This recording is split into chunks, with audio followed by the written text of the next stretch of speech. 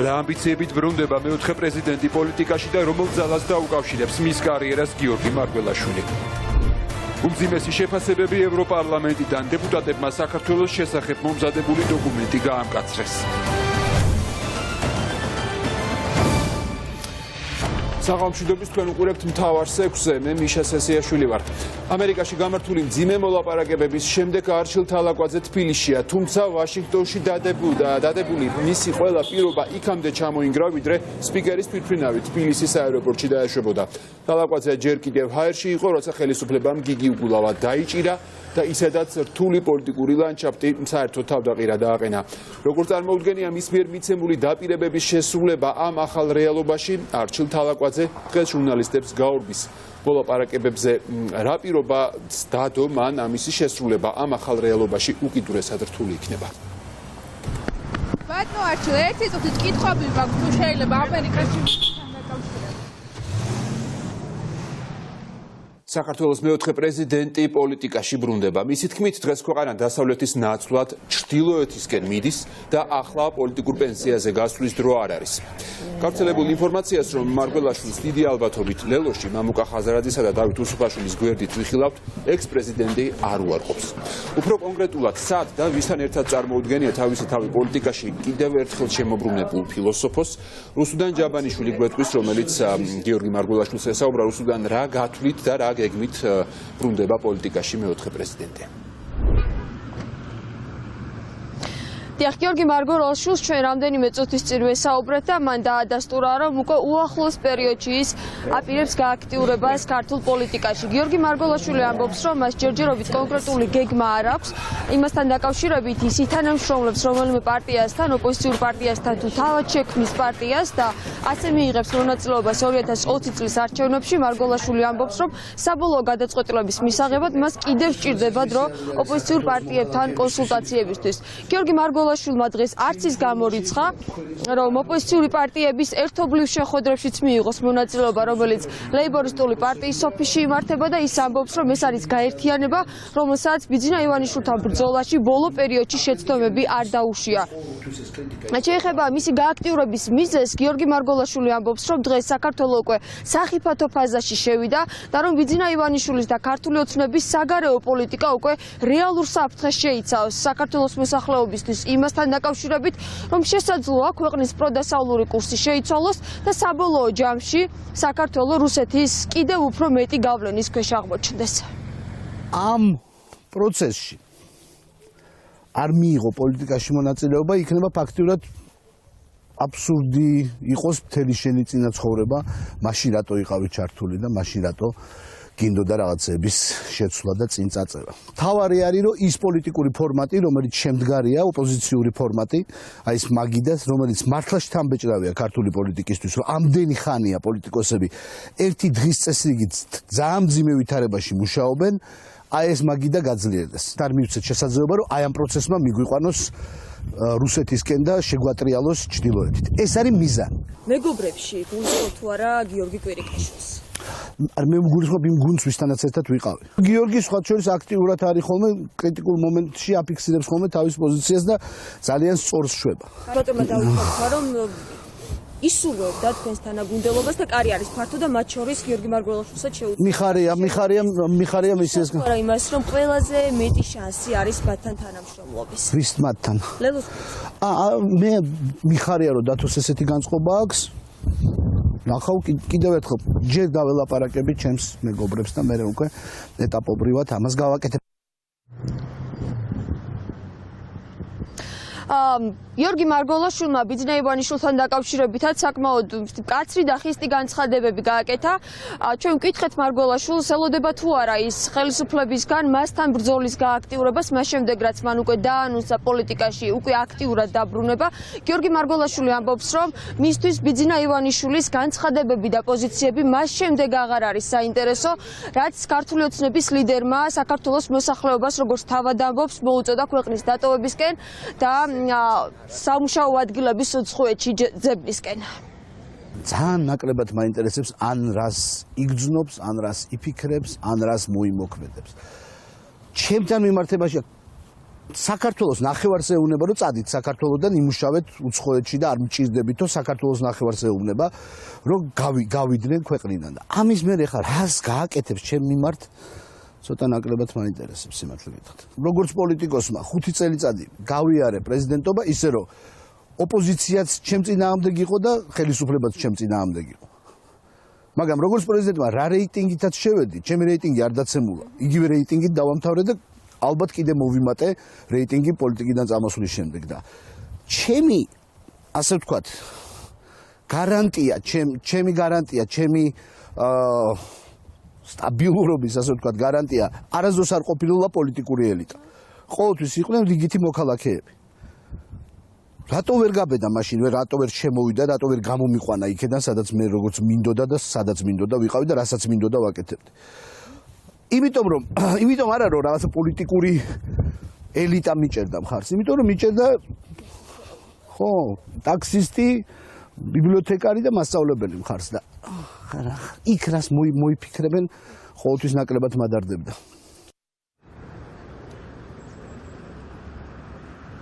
გიორგი მარგველაშვილის პოლიტიკური პარტნიორი შესაძლოა აღმოჩნდეს გაერთიანება ლელოც, ვინაიდან დღეს გიორგი მარგველაშვილის და ლელოს ლიდერებიც ურთიერთპატივისცემას ადასტურებდნენ და ამბობდნენ, რომ მათი პოლიტიკური მოსაზრებები საკითხების უმეტესობასთან უმეტეს შემთხვევაში ერთმანეთს ემთხვევა, ამიტომ ერთმანეთისთვის ასე თქვათ სასრული პარტნიორები იქნებიან სამომავლოდ. თუმცა კონკრეტული გადაწყვეტილებები ჯერჯერობით მაინც არ აქვს მიღებული არც ლელოს და არც გიორგი მარგველაშვილს.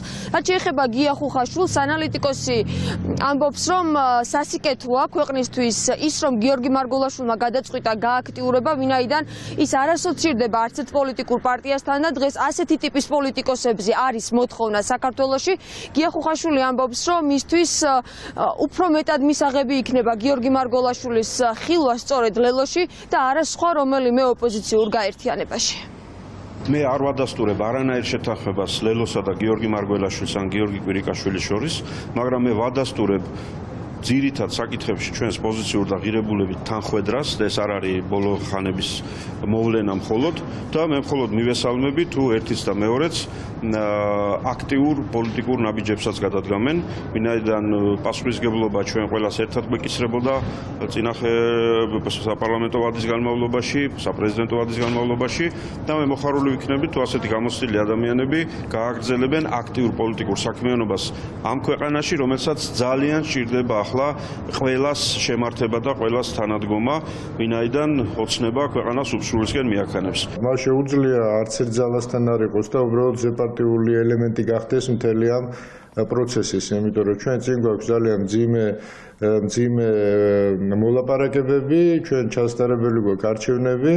არ არის აუცილებელი რომ აქ ახლა ამ პროცესში ყველა პარტიული მონაწილეობდეს. ვიღაცა უნდა იყოს პროცესის ზემოთ, რომელიც გახდება სტაბილურობის, არჩევნების სტაბილურ ვითარების ჩატარების გარანტია. თუ მაინც და მაინც თეორიულად პარტიაზე ვიფიქრებთ, ყველაზე ლოგიკური ალბათ ისევ ლელო იქნება ჩემის აზრით, იმიტომ რომ მას გაუჭირდება ჩემის აზრით თანამშრომლობა როგორც დღევანდელ ხელისუფლებასთან, ასევე წინა ხელისუფლებასთან. ეს პირდაპირი პარტიული თანამშრომლობა მაქვს ხედველობაში. შემოვიდეს პოლიტიკაში, ჯობია შემოვიდეს და რეალურად ჩაერთოს იმ პროცესებში, იქნებ რამე საინტერესო და ჭკვიანურის კითხრას ჯერჯერობით ესეთი არ მომისმენია.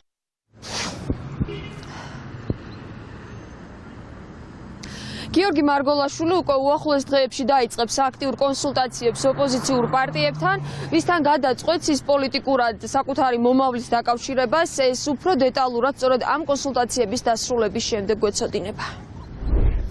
რუსუდან ჯაბანიშვილი საუბრობდა გიორგი მარგველაშვილის სამომავლო პოლიტიკური გეგმების შესახებ. ვიძინა ივანიშვილს ქვეყანა არ ადარდებს და ქართველი ხალხი კარგად უნდა დაფიქრდეს, ვის მისცემს ხმას. ეს ერთ-ერთი ევროდეპუტატის გზავნილია სტრასბურგიდან, სადაც ვიზიტით იმყოფებიან ქართული ოცნების გენერალური და აღმასრულებელი მდივნები და სადაც ასოცირების ხელშეკრულებით ნაკისრი ვალდებულებების შესახებ მსჯელობენ. საქართველოში შექმნილი ვითარების უმწვავესად შეფასების შემდეგ ევროპელი პარლამენტარები უკვე პერსონალურ კრიტიკაზე გადავიდნენ და ამბობენ, რომ უნდა დასრულდეს ქვეყანაში პოლიტიკური ოპონენტების დევნა და საქართველოს უნდა შეასრულოს ევროკავშირის წინაშე ნაკისრი მთავარი ვალდებულება, გახდეს უფრო დემოკრატიული და ევროპული ღირებულებების ერთგული ქვეყანა. ნინო გაზდელიანი შემოგვიერთდება ამ თემაზე საუბარში ახლა პირდაპირ ეთერში. ნინო, რა განცხადებები გაკეთდა დღეს სტრასბურგში და რამდენად კრიტიკულნი იყვნენ ეს დეპუტატები თავის შეფასებებში? სულ უფრო მეტი ევროპარლამენტარის მხრიდან ისმის კრიტიკული შეფასებები და ჩვენი მაყურებელი ახლა მოისმენს ასევე ვიოლა ფონ კრამონის ამ კრიტიკულ და მწვავე განცხადებას ევროპარლამენტარის შეფასებით. დიახ, ყველანაირ პროცესზე ფაქტობრივად არის პასუხისმგებელი ბიძინა ივანიშვილი, რომელსაც არ ადარდებს ქვეყანა და სწორედ ის არის მართულ გუნდთან ერთად პასუხისმგებელი შექმნილ კრიზისულ და პოლარიზებულ ვითარებაზე, რომელიც დღეს არის საქართველოში. მისი შეფასებით ასევე მნიშვნელოვანია, რომ ქვეყანაში მოქმედებდეს დამოუკიდებელი სასამართლო და მის მიერ გამოტანილი განაჩენები არაჩენდეს კითხვის ნიშნებს და არ რჩებოდეს გაურკვეველი თუ რატომ მიუსაჯეს ამა თუ იმ ადამიანს, განსაკუთრებით კი პოლიტიკოსებს სასჯელი. ისინი ასევე ამბობენ, დიახ, ღიად, რომ ქვეყანა არ ადარდებს ბიძინა ივანიშვილს, ამიტომ ხალხი ახლა უნდა დაფიქრდეს თუ ვის მისცემს ხმას მომავალ არჩევნებში. საქართველოში კრიტიკული ვითარებაა ძალიან პოლარიზებული, რაც მეტწილად გამოწვეულია ბიძინა ივანიშვილის მიერ. გადაწყვეტილებას მთავრობა და პარლამენტი კი არა სწორედ ის იღებს, თან ისეც, რომელიც მას აწყობს და არა ქვეყანას. ეს ძალიან ცუდია საქართველოსთვის. მეორე მთავარი რამ გვჭირდება დამოუკიდებელი სასამართლო. საუბარი არ არის მხოლოდ ერთ რომელიმე კონკრეტულ საქმეზე. არის სხვა ბევრი საქმეც, რომლებიც არ არის გამჭვირვალე. ნათელი არ არის, რატომ უსჯიან ხალხს პატიმრობას. მესამე საკითხი, როგორ გადავჭრათ საარჩევნო სისტემა. იყო დაპირება და საჭიროა შეთანხმებას არჩევნებამდე მიაღწიონ. ფიქრობ, ხალხი საქართველოში იმსახურებს, რომ ეს საკითხი მოგვარდეს. მთავრობაზეა დამოკიდებული წარმოადგინოს კომპრომისული ვარიანტი, რომელიც მისაღები იქნება. ფაქტიურად ივანიშვილს არ აღელვებს ქვეყანა. ხალხი უნდა დაფიქრდეს შემდგომ არჩევნებში ვის მისცეს ხმა. საქართველოს ევროინტეგრაციისთვის ბევრი შესაძლებლობა აქვს. არსებობს არაჩვეულებრივი შეთანხმება ასოცირების ხელშეკრულების სახით, მაგრამ ვაჭრობას რაც შეეხება მცირდება. მიუხედავად იმისა, რომ გვაქვს ბევრი შესაძლებლობა, ქართული მხარიდან ინიციატივები არ არის. ვხედავთ საპირისპიროს, უფრო მეტი ევროპული ტვირთი შედის საქართველოში ნაცვლად იმისა, რომ ქართული შემოვიდეს ევროპაში. მართველი გუნდის დეპუტატები კი ამბობენ, რომ ევროპარლამენტარებს არ აქვთ ზუსტი ინფორმაცია ქვეყანაში არსებულ რეალურ ვითარებასთან დაკავშირებით და ისინი სწორედ ცდილობენ, რომ ეს დაზუსტებული ინფორმაცია მიაწოდონ, მათ შორის 20 ივნისის მოვლენებთან დაკავშირებით და როგორც გუგულ მაღრაძემ განაცხადა, მათ ჩაუტანეს ეს კადრები და რეალურად მათი თხოვნის საფუძველზე და აჩვენეს თუ როგორ ვითარდებოდა მოვლენები 20 ივნისის ღამეს. ასევე რაც შეეხება საარჩევნო სისტემას, მართულ გუნდში ამბობენ, რომ აუცილებელია კონსენსუსი, თუმცა ქართული ოცნება უკვე წავიდა კომპრომისზე და ახლა ელოდებიან ოპოზიციისაგან ამ კომპრომისზე წასვლას და ასევე საუბრობენ გიგი უგულავას დაკავებაზეც და ამბობენ, რომ მას არანაირი კავშირი არ აქვს პოლიტიკასთან და პოლიტიკურ დევნასთან. ჩვენი ევროპელი პარტნიორები დაინტერესებული არიან, რომ საქართველო ისევ იყოს ის მოწინავე ქვეყანა დემოკრატიის განვითარებაში, როგორც ის წლების მანძილზე არის და ამ თვალსაზრისით რა მიაჩნიათ მათ აუცილებლად რომ გახორციელდეს, ამაზეა ძირითადი საუბარი და მიმაჩნია, რომ ჩვენ ყურადღებით უსმენთ, ჩვენ არგუმენტებს წამოვაყენებთ. ცხადია არის არგუმენტების სიმცირე, ზოგ შემთხვევაში არის არგუმენტების სამხრივად მიწოდების საკითხიც და ჩვენი მოვალეობაა, რომ ყველა იმ საქმის შესახებ, რაც მათ აინტერესებთ, უნდა მიიღონ ამომწურავი ინფორმაცია. თქვენ იცით, ჩვენი პოლიტიკური გუნდის გაცხადებული პოზიცია, ჩვენ რადიკალური ქმედებების პირველივე დღიდან გამოვთქვით მზაობა და ღიაობა დიალოგისთვის. შესაბამისად იცით, რომ ამაზე პასუხად რაციონალური რეაქციის ნაცვლად მივიღეთ დაბოქლომებები, მივიღეთ პარლამენტის შენობის ბლოკირება, შემდეგ შედგა მოლაპარაკებების არაერთი რაუნდი ჩვენი საერთაშორისო პარტნიორების ჩართულობით, მათი უშუალო მონაწილეობით და ჩვენ შესაბამისად იცით, რომ გავაკეთეთ ასევე შეთავაზება 150-ზე და კიდევ ერთხელ ვაფიქსირებთ მზაობას და ღიაობას დიალოგისთვის. ბურთი არის ოპოზიციის მოედანზე, შესაბამისად ველოდებით მათ გადაწყვეტილებას დიალოგში მონაწილეობის. რაც შეეხება გიგი უგულავას დაკავებას, აქ არანაირი შემხებლობა პოლიტიკასთან არ გვაქვს, ეს არის ჩვეულებრივი სისხლის სამართლის საქმე, ეს არის სასამართლოს გადაწყვეტილება და არანაირი საფუძველი ეჭვი შევიტანოთ სასამართლო გადაწყვეტილების მართებულობაში ჩვენ არ გვაქვს. ევროპარლამენტარების კრიტიკული განცხადებების ფონზე დღეს უნდა იმსჯელონ საქართველოს ევროკავშირის ასოცირების კომიტეტის სხდომაზე შესწორებებზე დეკლარაცია მომზადებული არის ევროპარლამენტარების მიერ და მასში საუბარია როგორც გიგი გულავას დაკავებაზე, ასევე საარჩევნო სისტემასა და კონსენსუსის აუცილებლობაზე. დოკუმენტიც იქნება სავარაუდოდ კრიტიკული, თუ გავითვალისწინებთ ევროპარლამენტარების შეფასებებსა და განცხადებებს, თუმცა მართველი გუნდი ამბობს, რომ ამ დოკუმენტს ისინი მხარს არ დაუჭერენ. ინო გაზდელიანი საუბრობდა პირდაპირ ეთერში და გაგვაცნო ის შეფასებები, რომელიც ევროპაში კეთდება.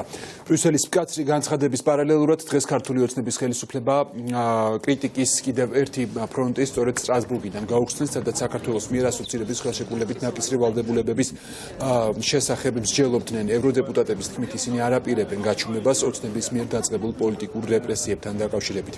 პოლიტიკური განცხადებების პარალელურად დეპუტატებმა ანგარიში ცვლილება შეიტანეს და მისი ტექსტი კრიტიკული ჩანაწერებით კიდევ უფრო გაამკაცრეს. აღსანიშნავია, რომ ევროპარლამენტარების უმწვევი შეფასებები კეთდება იქ ქართული ოცნების ლიდერების კახი კალაძის და ირაკლი კობახიძის ვიზიტის ფონზე. არსებობს შეშფოთება და იმედგაცრუება. პირადად მე მიჩნდება კითხვა ნამდვილად აღელვებს თუ არა ქართული ოცნების ლიდერს ბიძინა ივანიშვილს ქვეყნის პროევროპული გზა და არის თუ არა მნიშვნელოვანი ამისთვის ევროპული ღირებულებები, რადგან მისი ბოლო ნაბიჯი პროვოკაციული იყო. რა თქმა უნდა, ყველა ფაქტს დეტალურად შევისწავლით, მაგრამ როგორც ჩანს სასამართლოს იყენებენ ოპოზიციის წინააღმდეგ. ამას კი საერთო არაფერი აქვს არც დემოკრატიასთან და არც კანონის უზენაესობასთან. ვითარება ისეთ ცუდი არ იყო, როგორიც ახლა ჩანს. დიახ, ვშიშობთ, რომ ამგვარი პროვოკაციული ნაბიჯები დააზიანებს საქართველოს იმიჯს. ჩვენ ნაწყენი ვართ, რადგან როგორც საქართველოს მეგობრები კარგ ამბებს ველოდით. ცუდი ამბები მხოლოდ თქვენს დიდ მეზობელს ახარებს. შევხედავთ დეკლარაციაში ცვლილებების შეტანის საკითხს. უკვე მომზადებულია და მზად ვარ მხარი დავუჭირო. ჩემო კოლეგებმა დეკლარაციაში შესატანად მკაცრი ცვლილებები მოამზადეს. მათ წარმოადგენენ და განვიხილავთ. ვიმედოვნებ, რომ ჩვენი ქართველი კოლეგები სერიოზულად მიუდგებიან ამ ცვლილებებს. ეს აჩვენებს, რამდენად შეშფოთებულები ვართ საქართველოს მეგობრები. არც ერთ საქმეზე არ გავჩუმდებით. ჩვენი გაჩუმება იმის ნიშანი იქნება, რომ ვუშვებთ საქართველოს ძალიან ცუდი გზით წავიდეს. დღეს დილით ბრიუსელმა საქართველოს ხელისუფლება გააფრთხილა, ევროკავშირის ოფიციალური პოზიცია იყო ასეთი და განცხადებაში ვკითხულობთ. ევროკავშირი ყურადღებით აკვირდება ოპოზიციის ლიდერის გიგი უგულავას წინააღმდეგ საქართველოს უზენაესი სასამართლოს მიერ გამოტანილ განაჩენს. გარემოებები, რომელიც აღნიშნული ვერდიქტის ირგვლივ არსებობს, ხელს არ უწყობს იმ პოლიტიკურ დიალოგს, რომელიც მიმართულია საქართველოში პოლიტიკური სიტუაციის დეპოლარიზაციისკენ, რაც ასე საჭიროა. სასამართლო სისტემის დამოუკიდებლობის უმაღლესი სტანდარტის დაცვა, სამართლიანი სასამართლო პროცესი და კანონის უზენაესობა არის ევროკავშირის და საქართველოს შორის ასოცირების შეთანხმებით გათვალისწინებული საქართველოს მნიშვნელოვანი ვალდებულება.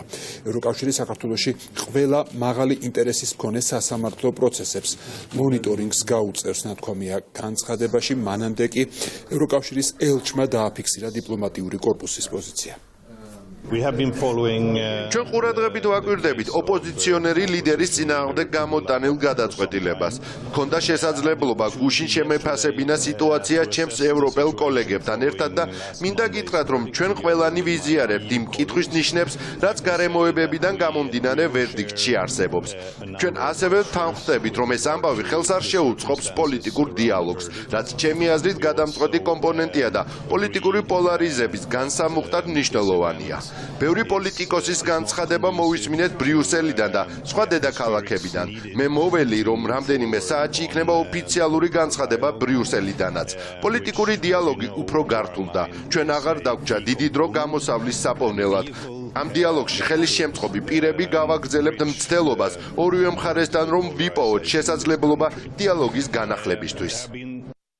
დღის სხვა თემები სამშობიარო სახლში ადასტურებენ, რომ გაყიდული ბავშვის დედამ ნამდვილად მათთან იმშობიარა.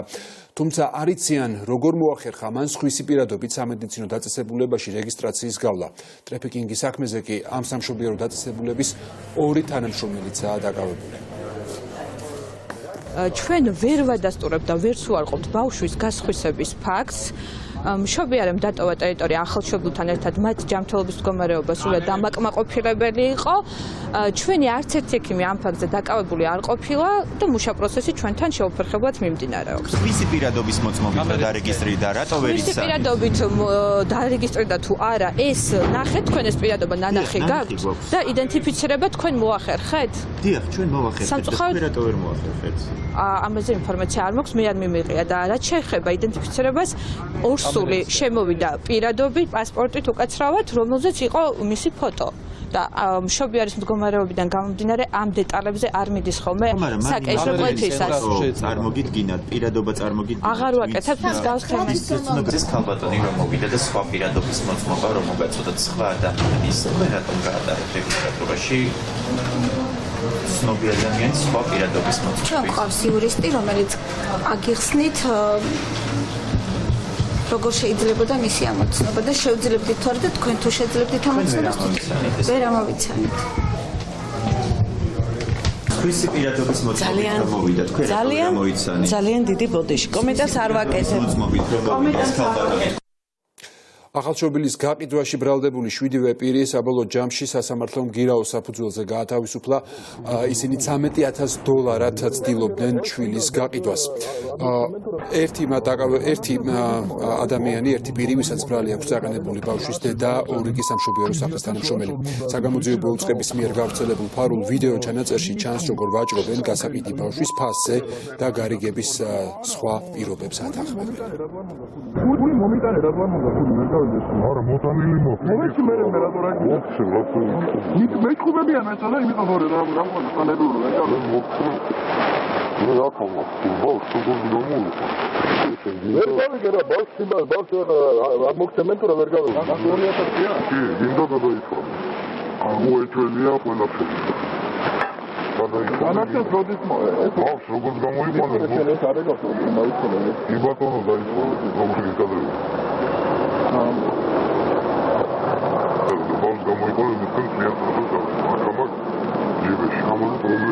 არა მე არ მენდობი თუ რა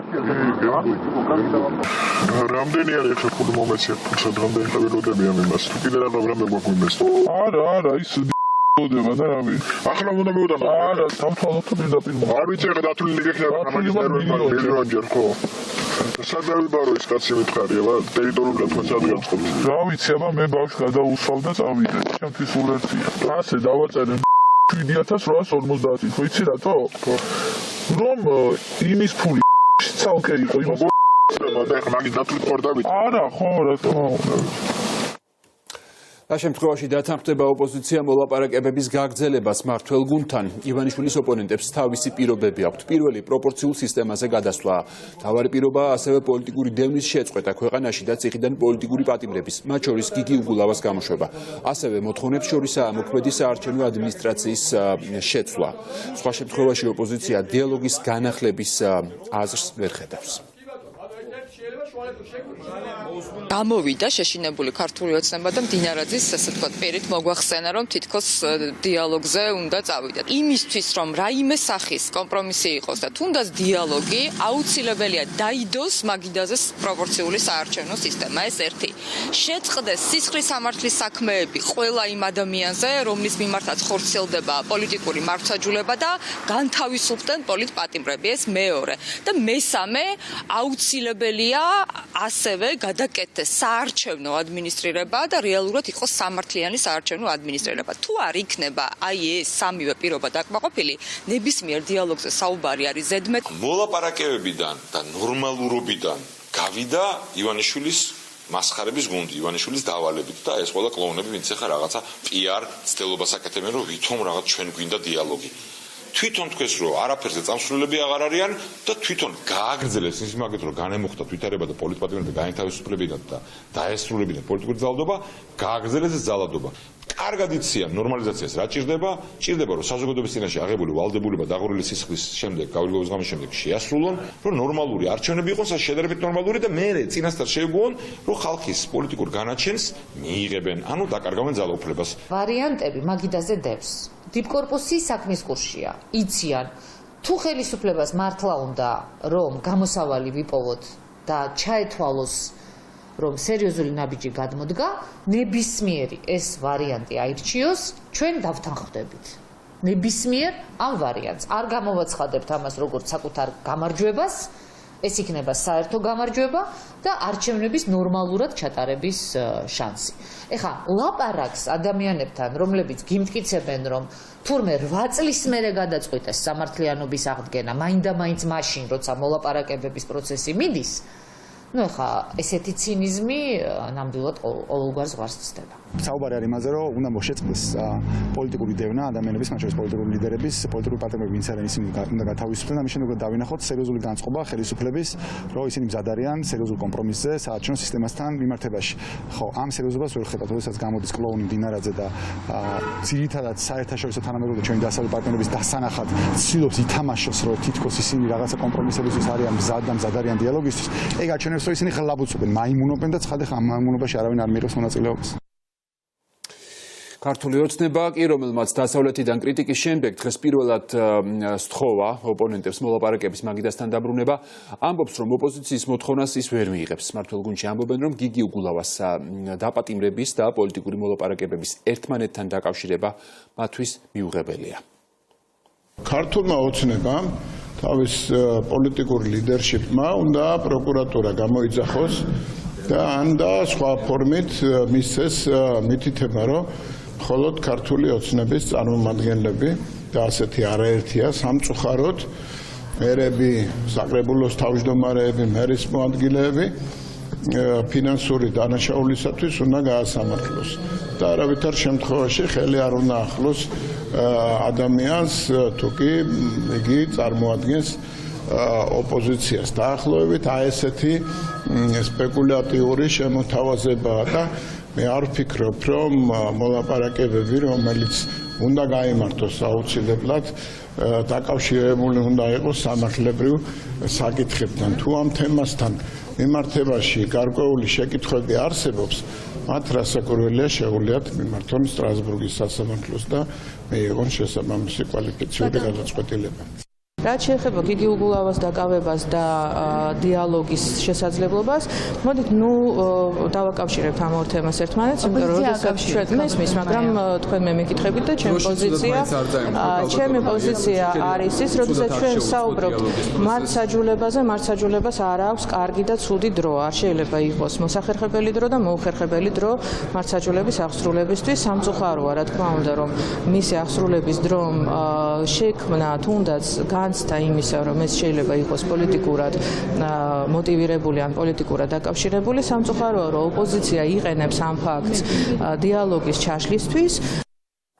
ქვეყანაში ბოლო თვეების განმავლობაში შექმნილი პოლიტიკური კრიზისი კი დღეს პირველად შეიმჩნია ქვეყნის პრეზიდენტმა და მთავარსარდალმა, რომელმაც მხარეებს დიალოგის გაგრძელებისკენ მოუწოდა და თავისი მზადყოფნა დააფიქსირა საჭიროების შემთხვევაში შუამავლად ჩაერთოს პროცესში. ოპოზიცია ზურაბიშვილის წინადადებას პოლიტიკურ კეკლუცობად აფასებს და მის მიღმა ქართული ოცნების განზრახვას ხედავს. პოლიტიკური დიალოგის და კომპრომისების გზა მოკლა ქართულმა ოცნებამ გიგი უგულავას დაპატიმრებით. ამიტომ თუ ქალბატონ ზურაბიშვილს სურს დიალოგის ხელშეწყობა, მას ამისთვის გააჩნია კონკრეტული ინსტრუმენტი. ეს არის უსამართლოდ პოლიტიკური ნიშნით დაპატიმრებული გიგი უგულავას შეწყალება, რითაც ის თავიდან აგვაცილებს იმ უმძიმეს დარტყმას, რომელიც ხელისუფლებამ მიაყენა საქართველოს ინტერესებსაც და დიალოგის პროცესსაც. და თუ ის ამას არ აკეთებს და ამისთვის მზად არ არის, მაშინ თავი დაანებოს პოლიტიკურ კეკლუცობას და ფარისევლობას, თავი დაანებოს მოწოდებებს, ან ჩაერთოს პროცესში სრულფასოვნად როგორც პრეზიდენტი და გამოიყენოს მის ხელთარსებული ინსტრუმენტები პროცესის ხელშესაწყობად, ან დაანებოს თავი კეკლუცობას და ბოლომდე მიხედოს ანტიკვარულ ირანულ მამლებს. როცა ჩასართავი იყო, როცა მოლაპარაკებები მიდიოდა, მაშინ დისტანცირება და ეხლა ჩართვის სურვილი. რამეზე ხომ არ მიანიშნებს ეს? კერძოდ იმაზე ხომ არ მიანიშნებს ეს, რომ ხელისუფლება გადავიდა ახლა სხვა გეგმაზე, 150-ის გარშემო საკონსტიტუციო უმრავლესობის შეგროვებაზე, იმ ხალხის მეშვეობით, ვინც დატოვა ქართული ოცნება და პარლამენტში ვასყავდა, ხო, საკონსტიტუციო უმრავლესობა. ახლა პრეზიდენტის მოხმობა, რომ გარეთ გამოაჩინოს, რომ აი ჩვენ ვიღაცებს შეუთანხმდით, რადიკალური ოპოზიცია ამაზე არ თანხმდება. რაღაც ამის კონტურებს ვხედავ, იმიტომ რომ რაღაც ვერ ვიჯერებ, რომ საქართველოს პრეზიდენტს დაჭირდა 3 თვე, რომ მიხვედრილიყო, რომ ხო, მისი ჩართულობა საჭირო იყო. დასავლეთიდან კრიტიკის შემდეგ კი მოლაპარაკებების განახლება ოპოზიციას დღეს უმრავლესობის ლიდერმა სთხოვა. მამუკა მდინარაძის განცხადებით დიალოგს ალტერნატივა არ აქვს და მოლაპარაკების ჩაშლაში კიდევ ერთხელ თავად ოპოზიცია დაადანაშაულა. პარტია ქართული ოცნება დემოკრატიული საქართველოს სახელით ოპონენტებს ვიწევთ კვლავ დიალოგის მაგიდასთან, რადგან მიგვაჩნია, რომ დიალოგს და კონსენსუსს ალტერნატივა არ გააჩნია. ეს არის როგორც საზოგადოების მოლოდინი, ასევე ჩვენი საერთაშორისო პარტნიორების რეკომენდაცია, ხელისუფლებამ კომპრომისული ვერსია დადო მოლაპარაკების მაგიდაზე, ხოლო ოპოზიციას ასეთი არ გაუკეთებია და გუშინ საბაბად გამოიყენეს გიგი უგულავას პატიმრობა 48 მილიონი ლარის გაფლანგვისათვის, რომ აეყირავებინათ მოლაპარაკების მაგიდა. დასავლეთიდან კრიტიკას კი ქართული ოცნების ცალკეული დეპუტატები სუვერენული ქვეყნის საქმეებში ჩარევა აღიქვავენ და აფასებენ. ეს შოკის მომგვრელი განცხადება მაჟორიტარმა კობა ლურსმანაშვილმა გააკეთა. თუმცა მას არც სხვები ჩამორჩნენ და თქვეს, რომ დასავლეთი ისევ შეცდომაშია შეყვანილი. ოპოზიციის შეფასებით კი ქართული ოცნება საბოლოოდ მოწყდა რეალობას და ივანიშვილის გუნდს ვეღარც $1 მილიონ ლობი ვეღარ უშველის.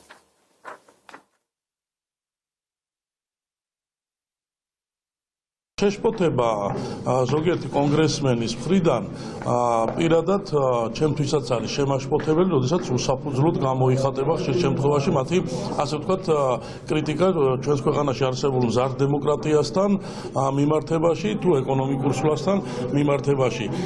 ვფიქრობ, რომ სუვერენული ქვეყნის საქმიანობაში ჩარევა აი ასეთი ინტენსივობით არ არის მიზანშეწონილი. მე როგორც საქართველოს პარლამენტის წევრს უფლება მაქვს კონსტიტუციით მონიჭებული ჩემი უფლებებიდან გამომდინარე მივიღო გადაწყვეტილებები საარჩევნო სისტემებთან დაკავშირებით. ქართული ოცნების მიერ დაქირავებული ლობისტები უზრუნველყოფენ კიდევ უფრო გაამყარონ მათ შორის პარტიული პოზიციები, მათ შორის გაამყარონ ამერიკის შეერთებულ შტატებთან ჩვენი პარტიის ურთიერთობა, ასევე ისინი იმის მიუხედავად, რომ სუბიექტურები იქნებიან, ბუნებრივია პარტიის სასარგებლოდ, ასევე სახელმწიფოს მიეხმარებიან მათ შორის, რომ სტრატეგიულ პარტნიორთან, დასავლეთ პარტნიორებთან იყოს კომუნიკაცია კიდევ უფრო მეტი, თქვენ არ მოგეცეთ საშუალება იმისა, ამასაც უზრუნველყოფენ, რომ არასწორი ინფორმაციის გარეთ გატანით რაღაცა ფიდბექი ეგრეთ წოდებული მიიღოთ, ასევე არასწორი და მიიღოს ჩვენმა ქვეყანამ, ეს არის ლობიზმის ერთ-ერთი დანიშნულება. ორი რამ არის ეს ახლა რაც შეიძლება ამოვიკითხოთ ბიძინა ივანიშვილის უშუალო ჩართულობით ამ მოლაპარაკებებში ლობისტებთან, რომელსაც ძალიან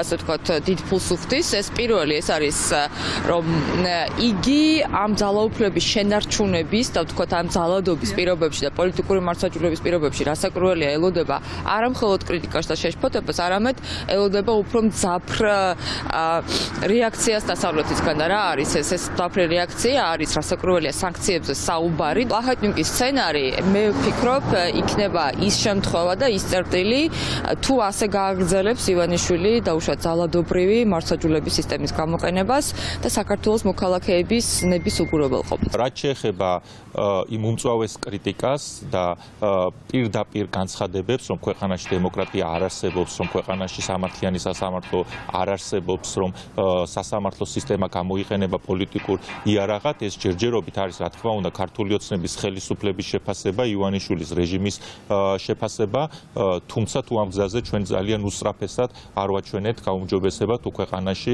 არ შეიქმნა პირობები სამართლიანი არჩევნების ჩატარების და რაც თავარია თუ არ შეიცვალა ივანიშვილის ხელისუფლება, რა თქმა უნდა ეს შემდგომ აისახება ჩვენი ქვეყნის უმთავრეს სტრატეგიულ ამოცანაზეც უსწრაფეს ინტეგრაციაზე, სრულ ინტეგრაციაზე ნატოში თუ ევროკავშირში. ვაშინგტონიდან კი ისევ კრიტიკა და სანქციებისკენ მოწოდება ისმის. პრემიერ გახარიას კიდევ ერთი გზავნილი კონგრესმენმა რენდი ვებერმა გამოუგზავნა, რომელიც წერს, რომ უერთდება თავის კოლეგებს, რომლებმაც მანამდე შეშფოთება გამოთქვეს საქართველოში პროპორციული საარჩევნო სისტემის ჩაგდების, ასევე მშვიდობიანი პროტესტის წინააღმდეგ ძალის გამოყენებისა და ოპონენტების პოლიტიკური დევნის გამო. ვებერი ამბობს, რომ საქართველოსთან მიმართებაში პატიოსანი ბიზნეს პრაქტიკის აქტის, ანუ სანქციების პაკეტის ამოქმედების მომხრეა. ვებერის წერილი სასლები ასევე გადაეგზავნათ მაიკ პომპეოს სახელმწიფო მდივანს, ასევე ვაჭრობისა და ფინანსთა მინისტრებს. მე გწერთ იმისთვის, რომ შევუერთდე ამერიკის შეერთებული შტატების კონგრესის წევრების მზარდ შეშფოთებას საქართველოში დემოკრატიული ღირებულებებიდან და ეკონომიკური განვითარებიდან უკუსვლის გამო. მე ვუერთდები მათ გამოხატულ შეშფოთებებს იმ გადაწყვეტილებასთან დაკავშირებით, რომ უარი გეთქვათ დაპირებულ საარჩევნო რეფორმებზე, მშვიდობიანი პროტესტების წინააღმდეგ გამოყენებული ძალადობის ცნობებთან დაკავშირებით და პოლიტიკური ოპონენტების, მედიის წარმომადგენლების, საერთაშორისო და ამერიკის კორპორაციების და სამოქალაქო საზოგადოების წევრების გაუმართლებელ შევიწროებასთან დაკავშირებით. ამ შემაშფოთებელი ტენდენციების ფონზე შეერთებული შტატების პრეზიდენტმა ხელი მოაწერა კონგრესის 2019 და 2020 წლებისთვის თანხის გამოყოფის ორ საკანონმდებლო აქტს. პირველად საქართველოს თანამედროვე ისტორიაში შეერთებული შტატების მთავრობიდან თანხის გამოყოფის შესახებ კანონმდებლობის გათვალისწინებით თქვენს ქვეყანას უარყოფითად და სიფრთხილით უყურებენ. განხილული ნეგატიური მოვლენებისა და ყოველწლიური ფინანსური დახმარების ფონზე შეერთებულ შტატებში გახშირდა მოწოდებები სანქციებისა და სხვა შესაძლო სადამსჯელო მოქმედებების შესახებ. მე ვუერთდები მზარდი კონგრესმენების რიცხვს, რომლებიც თავიანთი უშუალო ჩართულობით მოითხოვენ პატიოსანი ბიზნესის შესახებ სპეციალური აქტის რეფორმირებას. ოპოზიციის ლიდერის გიგი უგულავას დაპატიმრება ბევრ პასუხგაუცემელ კითხვას ბადებს. როგორც პროცესის მიმართ, ასევე დროსთან დაკავშირებით ასე გამოეხმაურა ბრიტანეთის საელჩო ოპოზიციის ერთ-ერთი ლიდერის დაპატიმრებას. განცხადებაში ნათქვამია, რომ უგულავას თავისუფლების აღკვეთა გავლენას ახდენს საარჩევნო სისტემის შესახებ დიალოგზე, რომლის მიზანიც ქართველი ამორჩევლის დობის მოპოვებაა. როგორც საქართველოს მეგობარი და სტრატეგიული პარტნიორი მოუწოდებთ მხარეებს მოახდინონ განსხვავებული პოზიციების დაახლოება და გააძლიერონ დემოკრატია, ნათქვამია დიდი ბრიტანეთის საელჩოს განცხადებაში. ესტონეთის საგარეო საქმეთა სამინისტრო კი საქართველოს უზენაესი სასამართლოს გადაწყვეტილებას უგულავასთან დაკავშირებით ტვიტერის გვერდზე ეხმაურება.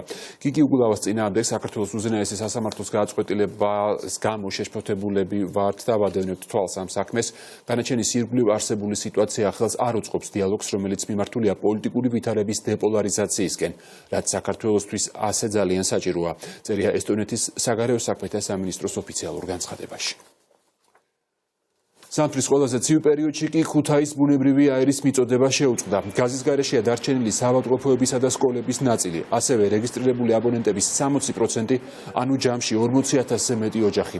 როგორც სოკარ გაზში აცხადებენ, მიზეზი ცენტრალურ გამანაწილებელ ქსელში დაფიქსირებული ავარიული შეფერხება, რომლის აღმოსაფხვრად სამუშაოები ამ დრომდე გრძელდება. თქვენ თვითონაც ხედავთ, რომ ცუდი ამინდი არის თოვს. გაუსაძლისი არის, რა თქმა უნდა, გაზის გარეშე ყოფნა. ჩემთან პირადად დაახლოებით 2 საათია უკვე არ არის გაზი, რაც ძალიან დიდ დისკომფორტს მიქმნის, როგორც ჩვეულებრივ მოქალაქეს და მე მხოლოდ ერთი ვცხოვრობ ამ ეტაპზე, რადგან სტუდენტი ვარ, მაგრამ სადაც მრავალშვილიანი ოჯახი არის, ჩემი აზრით ესეთ პირობებში ძალიან გაუჭირდება. როცა დილით ავდექით და აღმოვაჩინეთ, რომ არც ყავისთვის, არც ჩაისთვის, არც გათბობისთვის და არც ესე მოხმარებისთვის აღარ არსებობს. არ ვიცი როდემდე გაგრძელდება ყველაფერი, სულ ტემპერატურა 0-ს ქვემოთ დაეშვა და ასეთი ყოველგვარი გაფრთხილების გარეშე ჩვენმა გაზმომარაგებამ ასეთი სიურპრიზი მოგვიმზადა. როგორც ამბობენ 60%-ს არ მიეწოდება, არც ციხეს, არც ავადმყოფოს, არც საბავშვო ბაღებს. მიზეზი არ ვიცი, 1 საათია რაც გამოირთო. თვითონაც არ იცოდნენ, ავარია მოხდა ოსტატს შემოსასვლელშიო. პრობლემები შეგექმნათ? პრობლემა ხო ვერ მუშაობ, უგაზოთ ვერ მუშაობ. ყინვებიდან გამომდინარე ტექნიკური ხარვეზის გამო გაითიშა მთლიანად ქალაქის მოსახლეობის დაახლოებით 60%. მაქსიმუმ 1 საათში უკვე გაზის მიწოდება დაეწყება ქალაქს.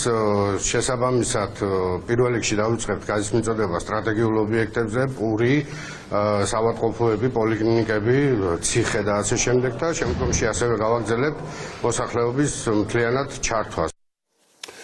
ოქროაშვილის საქმის ოქროს მოწმე უხერხულ შეკითხვებს გაურბის და კამერებს შავის ათვალის მიღმა ემალება. მრავალწლიანი გაუჩინარების შემდეგ მთავარის კამერამ მიხეილ ქარელს საქალაქო სასამართლოში მიაგნო. სწორედ მისი ჩვენების საფუძველზე ირაკლი ოქროაშვილს მრავალწლიანი პატიმრობა ემუქრება. თავის ჩვენებაში ქარელი ამტკიცებდა, რომ მოისმინა ერთ-ერთ სუფრასთან როგორ საუბრობდა ოქროაშვილი ბუტარობაქეცის საქმის გაყალბებაზე, თუმცა ქარელი ვერ იხსენებდა ვერც ზუსტ დროს, ვერც ადგილს და ვერც იმას კიდევ ვინ ისხდნენ იმ მაგიდასთან.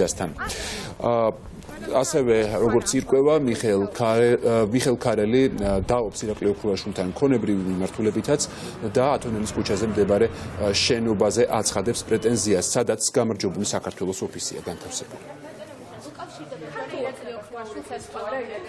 ქართულ ოცნებას გაურიგდით თუ არა ირაკლი ოქროაშვილის წინააღმდეგ ჩვენების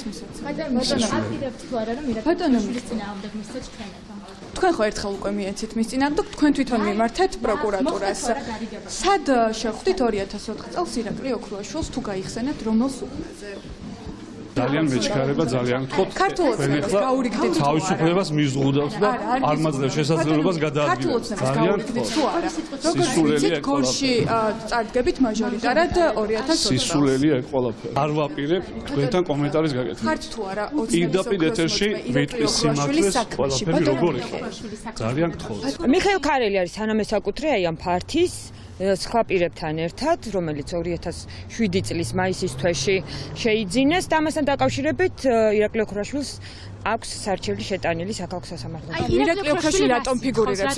ირაკლი ოქროაშვილი ითხოვს სრულად ფართს. მისია ეს ფართი? ბათილად ცნობას გარიგების. მისია ეს ფართი თუ რატომ? ფართი არის რამოდენიმე ადამიანის თანასწორობა. მათ შორის ირაკლი ოქროაშვილისა? მათ შორის ირაკლი ოქროაშვილისაც ლაკოდეხის მერმა, რომელიც საზოგადოებისთვის ცოტა ხნის წინ ცნობილი გახდა ფოტოშოპ მანიპულაციით, დღეს ამ თემაზე პირველი კომენტარი გააკეთა. ჯონდო დივნიშვილმა განაცხადა, რომ დღეს საქმიან შეხვედრაზე იყო და ამ თემაზე საუბრის სურვილი არ ჰქონდა. ამბობს, რომ ფაქტს ისიც ღიმილით ხვდება, თუმცა ფოტოს გამო ატეხილი აჟიოტაჟი უსაქმურობად მიაჩნია. თქვენმა ფოტოსურათმა მოიარა მთელი მსოფლიო, ხო? არ ვიცი, ყველგან იყავით. მაგ არასერიოზულ თემაზე კომენტარს არ ვაკეთებ. სხვა მართლა რა შეგიძლიათ გითხრათ? დღეს ძალიან მნიშვნელოვანი შეხვედრაზე ვართ შეკრებილი. ინფრასტრუქტურის სამინისტრო აკეთებს 2019 წელში ქვეყნის მასშტაბით განხორციელებული პროექტების პრეზენტაციას და ვფიქრობ, რომ ჩემთვის საქართველოს ყველა მოქალაქისთვის ეს უფრო მნიშვნელოვანია. ეგ საკითხები თქვენთვის დაიტოვეთ და თქვენ გააგრძელეთ გართობა თუ თქვენთვის სახალისო იყო. თქვენ თვითონ არ შეხედეთ ცოტა ისეთი კუთხით. გიმილის მომგვრელი და არასერიოზული და აბსურდული იყო დასაწყისიდან მე როგორც გაგრძელდა გუშინ მთავარში გასულ რეპორტაჟს დედაქალაქის ყოფილი მერი გამოეხმაურა. დავით ნარმანია პასუხისგებლობას იხსნის და ამბობს, რომ პასუხისგებლობა ამ საქმეზე არც სატრანსპორტო კომპანიის ხელმძღვანელს არ უნდა დაეკისროს. თუმცა ფაქტია, რომ 13 მილიონი ლარი ნარმანიას მერობის დროს სამშენებლო კომპანია დაგმა მიიღო და ნარმანიამ ჩაიბარა შენობა, რომელიც დღეს ინგრევა. გეოლოგია თავის დროზე გაკეთებული იყო ამ ტერიტორიასთან დაკავშირებით, თუ რამე ხარვეზებია, ხარვეზები უნდა გამოსწორდეს, არ მგონია, რომ რამე დრამატულ სიტუაციასთან გქონდეს საქმე, როგორცაც ოპოზიცია ხატავს. მეგუშინ ნახეთ თქვენი ეთერით გაკეთებული სიუჟეტი და მათი სტილი არის უცვლელი. ხშირ შემთხვევაში ხელში დაიჭერენ რაღაცა ქაღალდებს, გახაზავენ მარკერით და იტყვია, რომ ხდება კატასტროფა. ამ დროს ინანდვილის კატასტროფა არ ხდება.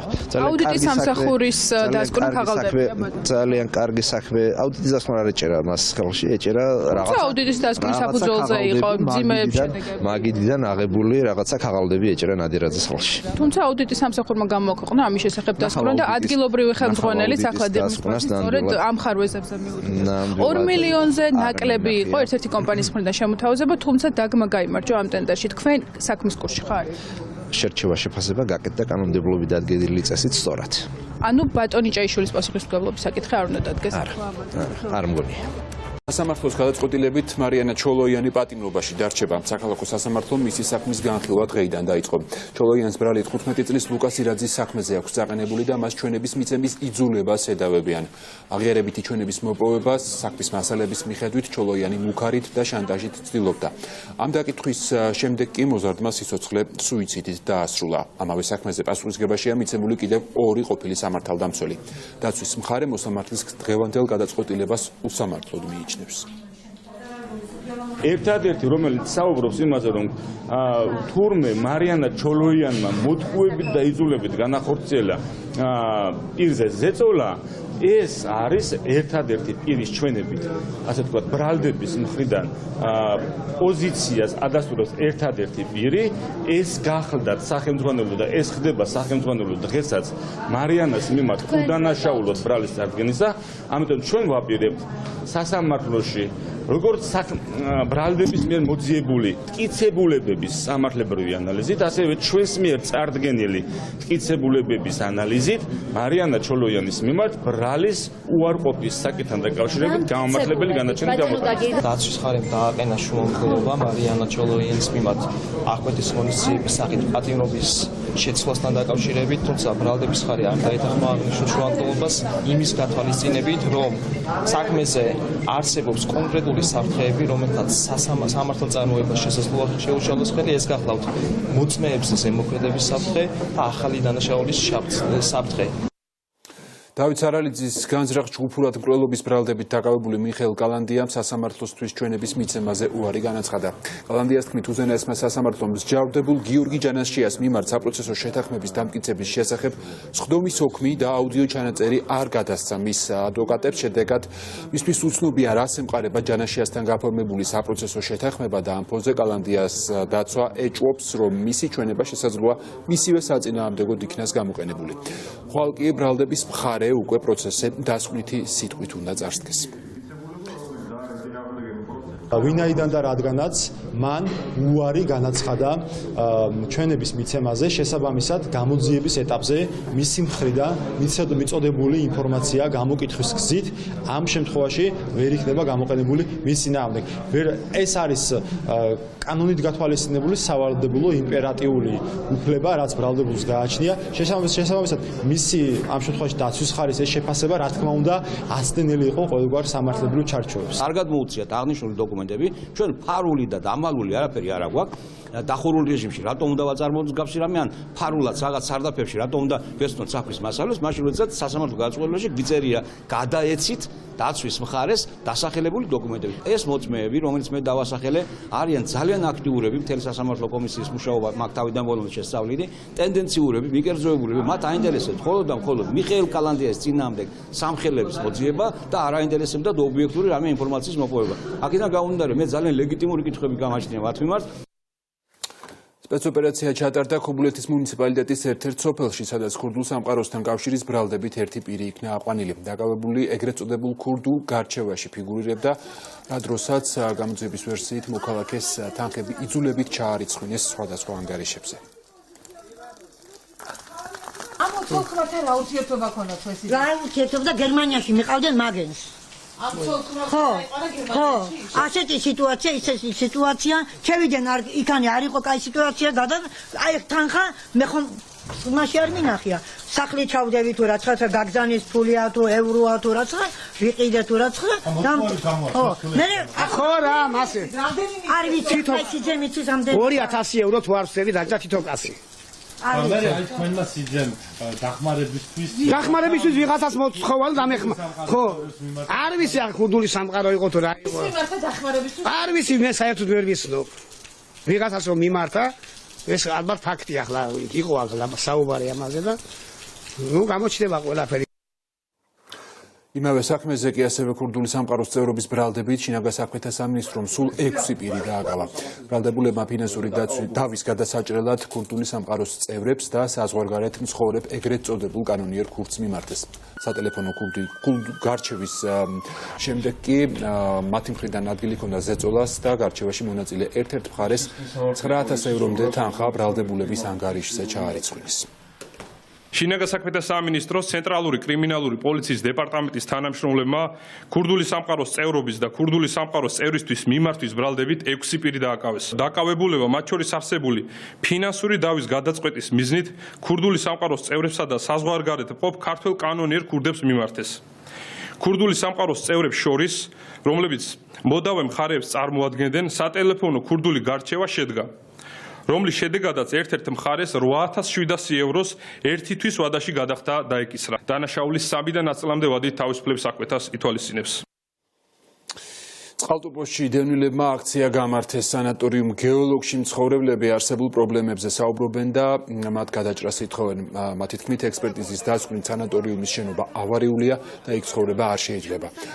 ეს ადამიანები ამბობენ, რომ ცუდი პირობების გამო დაუყოვნებლივ გაყვანას ელოდებოდნენ, თუმცა დევნილთა სამინისტროდან ადგილობრივ დეპარტამენტში უთხრეს, რომ განცხადებები უნდა დაეწერათ და ბინებს უნდა დაალოდებოდნენ. ისინი აპირებენ, რომ პროტესტის უკიდურეს ფორმას მიმართონ. სანატორიუმში ჯამში 50-მდე ოჯახი ცხოვრობს. ბინები, რომლებიც უნდა გადმოგცენ, დაპირებული იყვნენ უკვე ვარიგვით ხეს. ასე თქვაც, ინვესტორების შემოვლენ და ქულობანა იქნება, კრიტერიუმი იქნება ქულობანა. ეს ჩვენ არ გვაწყობს. იმიტომ არ გვაწყობს, რომ ჩვენ საბუთები გვიდებს, ყველაფერი დამუშავებული, მათგან მოცემული, რომ გვეკუთვნის პირველი გასვლა გეოლოგს. იმიტომ რომ წყალში ვტივტივებთ. ავარიულია და თავზე გვენგრევა სანატორიუმი და თქვენ ახლა ჩვენო მევიძიეთო, გუშინ გვითხრეს ინვესტორიო და მაგიო მოვაო და გადაწყვეტსო ისა ახალ ბინებს აგეშენებთო თუ გადაგიყვანთო და ჩვენ მეტი გამოსავალი არ აქვს აი ეგრე გამოვალთ ბინებთან იგივე იქნება იქ არ ვიცი შეკრების სახით მიდგის სახით არავის არ შეუშვებთ არ გამოუშვებთ ეხა და შემდეგ უკვე თუ აი უკიდურეს მდგომარეობაზე მივდიან ეს ჩემი აზრი არ არის ეს მოსახლეობის აზრია რომ შეტეხენ და შევლენ აქცია გაიმართა გორის მუნიციპალიტეტშიც სოფელ ხიდის თავის მოსახლეობა დღეს სასმელი წყლის მოთხოვნით შეიკრიბა. ადგილობრივების განცხადებით უკვე ერთი კვირაა, რაც მათ წყალი აღარ მიეწოდებათ და ყოველდღიურად კილომეტრების გავლა უწევთ. ისინი შექმნილ ვითარებას წყლის სისტემის უხარისხოდ განხორციელებულ რეაბილიტაციას უკავშირებენ. ადგილობრივების მოსაზრებას არ ეთანხმება გორის მერის წარმომადგენელი, რომელიც ირწმუნება, რომ პრობლემა ძალიან მალე აღმოიფხვრება.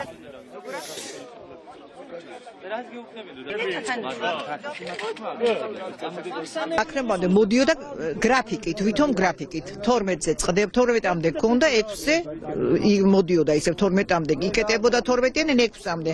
მაგრამ ისიც არც სარეცხის მაშინა მუშაობდა, იქ ანკარით. დავდგით მატორით კი მოქონდა, მაგრამ ეს 2 დღეა თუ 3 დღე მატორმაც აღარ სისტემაში რო წყალი არ არის, რა წამოიღებს, მაგრამ წყალი მთელი, რავი, რაც ახალი გაყვანილობა გაკეთდა, სინამდვილეში იქიდან დაირღვა ჩვენი წყლის პრობლემა გახდა იქიდან. უხარისხოდ გაკეთდა სამსახური. ალბათ, აბა რა ვიცი მე, გაკეთებულ კი ალბათ გაფუჭდათ, გააფუჭეს და ჩვენთვის გაფუჭდათ, ვისთვის გაკეთდა არ ვიცი. წყალი რო გქონდეს, იმიტომ შევიკრიფეთ, წყალი. წყალი სულ დასალევსა, ზოგი გორიდან აზიდან, ზოგი იქიდან და ხო სარეცხი არის, ოჯახი არის, ჭურჭელი არის, რამდენი უნდა მოიტანო. რას გეუბნები? აი რას გეუბნებია, ზამთარიაო, ბასენში ნაკლებია წყალიო და არ უგურდებაო.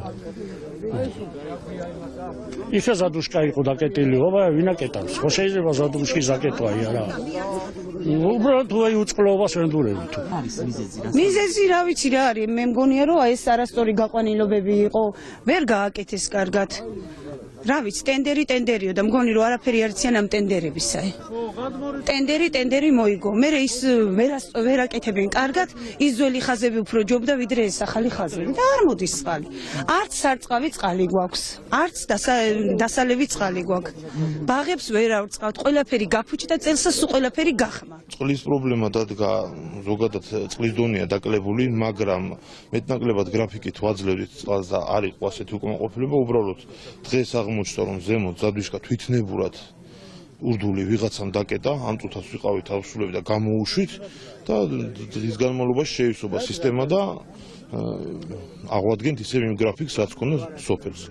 დანაზე მარტის თვიდან წყალი რომ მოიმატებს, შემდგომ უკვე უგრაფიკოთ აქ და მიეწოდება თლიანად. ზოგადად უკვე ტენდერით ჩაშვებულია ხიდის თავის თლიანი წყლის რეაბილიტაცია და შემდგომში უკვე თლიანად მოგვარდება ეს პრობლემა. ქართული ოცნებიდან დემარშით წასული ბექა ნაცვლიშვილი ახალ პარტიას ქმნის. ის ჯერჯერობით არ აკონკრეტებს, რომელ პოლიტიკურ ძალასთან ითანამშრომლებს მომავალში და კონკრეტულ სიახლეებს საზოგადოებას უახლოეს კვირებში პირდება. არ გამოირიცხება არც კონსულტაციები ოცნებიდან წამოსულ მისივე ყოფილ თანაგუნდელებთან. მიდის მოლაპარაკების პროცესია, შეიძლება მოხდეს გაერთიანება, ძალიან საღი და მართლაც გულანთებული ამ ქვეყნისთვის ადამიანების, რომლებსაც ექნებათ ერთი ხედვა, შესაბამისად ერთი პლატფორმა, რომლის საფუძველზეც შეთავაზებული იქნება საზოგადოებისთვის ქვეყნის კრიზისიდან გამოსვლის გზა და შესაბამისად პოლიტიკური პროცესების ნორმალიზების გზა. პირობას გაძლევთ ძალიან მალე. ყოველ შემთხვევაში იქნება ძალა, რომელიც ამ ქვეყანას პოზიტიურ ალტერნატივას შეთავაზებს და შესაბამისად იბრძოლებს იმ პოლიტიკისთვის, რომელი პოლიტიკის საფუძველზეც ქვეყანა კრიზისიდან უნდა გამოვიდეს. უჩვეულო დაბალი ტემპერატურის გამო საქართველოს ტერიტორიაზე რამდენიმე მდინარე და რეზერვუარი წყალსაცავი გაიყინა, მათ შორის გაიყინა მტკვარი მცხეთის მიდამოებში. საგანგებო სიტუაციების სამსახური მოქალაქეებს აფრთხილებს კატეგორიულად თავი შეიკავონ ნებისმიერ გაყინულ ასეთ ზედაპირზე გადაადგილებისაგან.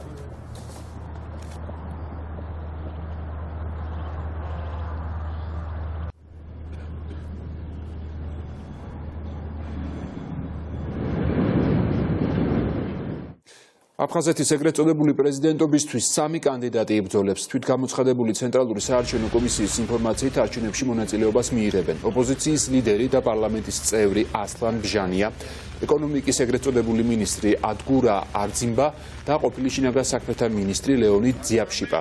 აფხაზეთში ეგრეთ წოდებული ვადამდელი არჩევნები მას შემდეგ დაინიშნა, რაც მოსახლეობისა და ოპოზიციის პროტესტის ფონზე საოკუპაციო რეჟიმის უზენაესმა სასამართლომ 2019 წლის სექტემბრის არჩევნების შედეგები გააუქმა და გააბათილა. ეგრეთ წოდებული არჩევნები კი აფხაზეთში უკვე 22 მარტს გაიმართება. 20.09.2019 года по административному делу номер 7.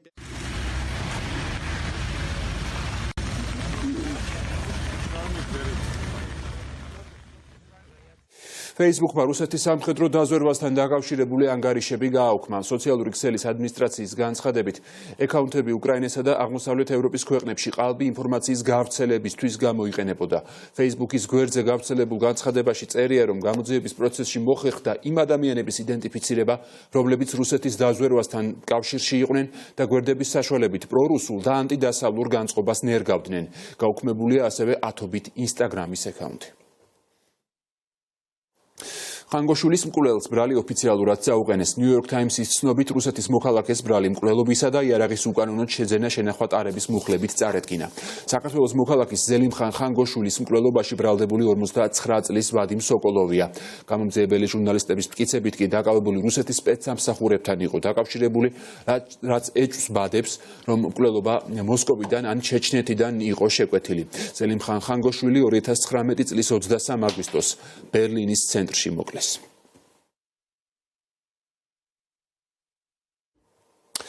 ჩინეთში კორონავირუსით გარდაცვლილთა რაოდენობა 1115-მდე გაიზარდა. ინფიცირებულია 45-ზე მეტი ადამიანი. ჩინეთის ხელისუფლებამ ვუჰანის პროვინციაში დამატებით 20,000 ექიმი მიავლინა. მსოფლიო ჯანდაცვის ორგანიზაცია კი კორონავირუსის ამ შტამს უკვე კონკრეტული სახელწოდებით COVID-19-ით მოიხსენიებს. არსებობს რისკი, რომ ვირუსის გავრცელება უკონტროლო გახდეს. კორონავირუსით ინფიცირების ფაქტები მსოფლიოს 28 ქვეყანაშია დაფიქსირებული. სპეციალისტები დაახლოებით ერთ თვეში ელოდებიან, სახელდება კონკრეტული ციფრიც არ არის გამორიცხული, ამ დროისთვის ინფიცირებულთა რაოდენობა 500,000-მდე გაიზარდოს.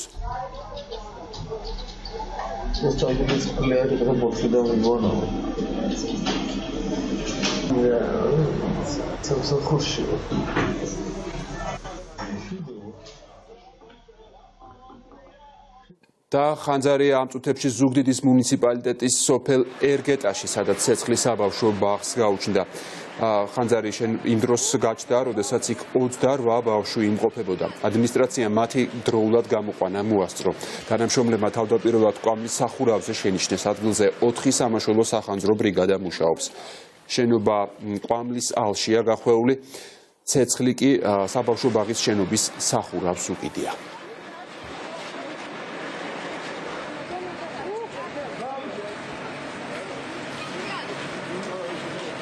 გაჩნდა თითი, რას გაუჩნდა? არის ის სავარაუდოდ ზევით არის, ქვევით ეხლაც არ არის ჩამოსული ცეცხლი. სახურავზე. ოთახები არ იწვის, არა, ზევით სულ სახურავი იწვის.